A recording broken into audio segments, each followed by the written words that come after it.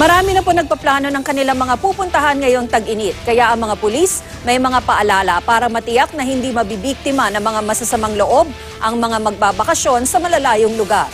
Narito ang report ni Chino Gaston.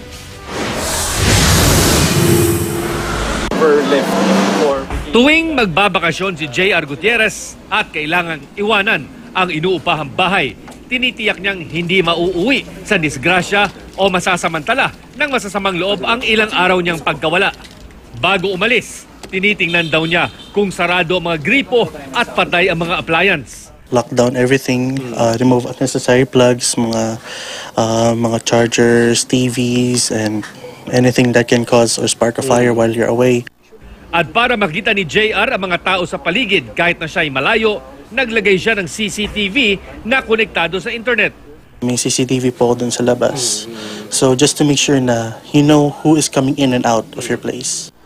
Ngayong panahon ng bakasyon, paalala ng PNP, isa-isip ang seguridad ng iiwanang mga bahay. Kailangan po, bago natin iwanan ng ating mga bahay, dapat safe and secured. At meron po mag-atpare, meron pong magbabantay. At kung wala naman po ay kung maaari natin maihabilin sa ating kapitbahay or maging sa Homeowners Association. Instagrammable at nais mo mang ipagmalaki online ang nagagandahang mga lugar na pupuntahan, iwasan daw muna na mag-post sa social media habang nakabakasyon. Iwasan po agad mare or ma-minimize natin yung paglalagay ng mga posts sa social media na tayo'y paalis na sa bahay natin.